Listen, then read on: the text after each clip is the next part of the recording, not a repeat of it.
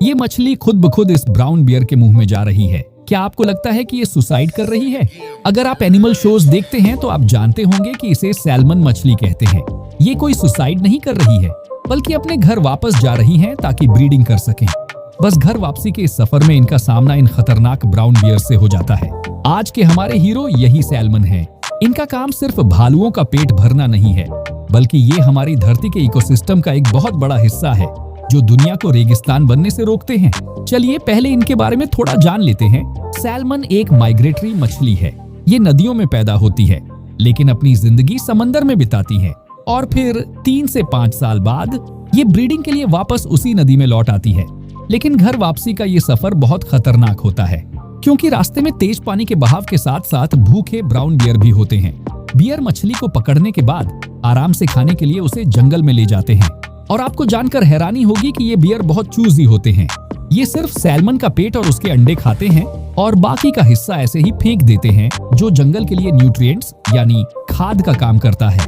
इसके अलावा जो सैल्मन अपनी ब्रीडिंग पूरी कर लेती है, वो भी थक कर मर जाती है और आखिर में उनकी बॉडी भी जमीन के लिए न्यूट्रिशन बन जाती है। आप इन न्यूट्रिएंट्स को हल्के में मत लीजिए। एक सैल्मन के अंदर एवरेज 130 ग्राम नाइट्रोजन और 20 ग्राम फास्फोरस होता है और वापस लौटने वाली इन सैल्मन की गिनती लाखों में होती है। एक कैलकुलेशन के हिसाब से अलास्का की एक 250 मीटर लंबी नदी के हिस्से में सिर्फ 1 महीने के अंदर सैल्मन की बॉडी से 80 किलो से ज्यादा नाइट्रोजन और 11 किलो फास्फोरस मिलता है।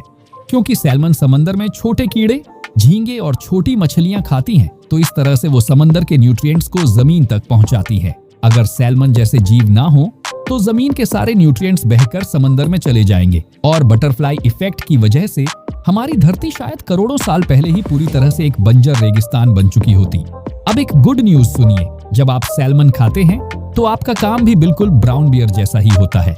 बस फर्क इतना है कि आप पॉटी के जरिए उन न्यूट्रिएंट्स को जमीन तक पहुंचाते हैं। यहाँ एक बात का ध्यान रखें, वाइल्ड सैल्मन खाने से बचें। फार्म में पाली गई सैल्मन में भी बहुत न्यूट्रिशन होता है, तो वाइल्ड वाली मछलियों को बियर्स के लिए ही छोड़ दें। रिसर्च बताती है कि बहुत ज्यादा शिकार और डैम्स बनने की वजह से वाइल्ड सैल्मन काफी कम हो गई हैं।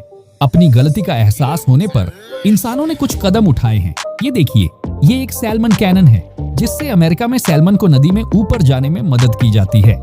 कुछ लोग तो हेलीकॉप्टर से भी लाखों सैल्मन को पानी में छोड़ते हैं। यही नहीं, सैकड़ों सैल्मन फार्म्स भी बनाए गए हैं। हालांकि इनमें बच्चों के सर्वाइवल के चांस सिर्फ 1% होते हैं और बहुत सी मछलियां दिखने में टेढ़ी मेढ़ी होती हैं, जो वाइल्ड सैल्मन जितनी स्ट्रॉन्ग नहीं होती। लेकिन खाने वालों के लिए ये फार्म वाली सैल्मन भी बहुत टेस्टी होती है। हम लोग भी खाने के काफी शौकीन हैं और दुनिया भर के फार्म से आने वाली सैल्मन हमारे लिए काफी है और इसे खाकर हम भी समंदर के न्यूट्रिएंट्स को जमीन तक ला सकते हैं। ये एक तरह से वाइल्ड सैल्मन की कमी को पूरा करने जैसा ही है। इतना सब सुनने के बाद ये मत कहिएगा कि आपने कभी सैल्मन नहीं खाई।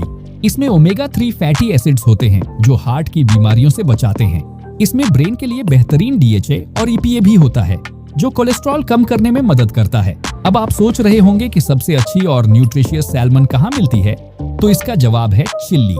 चिली और अंटार्कटिका के बीच सिर्फ समंदर है। यहाँ का पानी बहुत साफ है, इसलिए यहाँ की सैल्मन का टेस्ट बहुत लाजवाब होता है। क्योंकि ये डीप सी फार्मिंग होती है और टेम्परेचर कम होता है, इसलिए इनमें पैरासाइट्स यानी कीड़े भी कम होते हैं। दुनिया के सबसे बड़े एक्सपोर्टर होने के नाते चिली का प्रोसेसिंग सिस्टम काफी स्टैंडर्ड है, तो आप इन पर भरोसा कर सकते हैं। हमारे यहाँ भी सैल्मन की फार्मिंग होती है, लेकिन बहुत कम लेवल पर। अगर आप लोकल सैल्मन खरीदना चाहते हैं तो बस थोड़ा ध्यान रखें कि कहीं आप गलती से रेनबो ट्राउट ना ले आएं। और अगर आपको ये वीडियो अच्छी लगी हो तो वीडियो को लाइक जरूर करना और चैनल पर नए हो तो इस चैनल को सब्सक्राइब करके बेल आइकॉन भी दबा लो, ताकि आगे आने वाली कोई भी वीडियो मिस न हो। मिलते हैं अगली वीडियो में, तब तक के लिए स्टे क्यूरियस।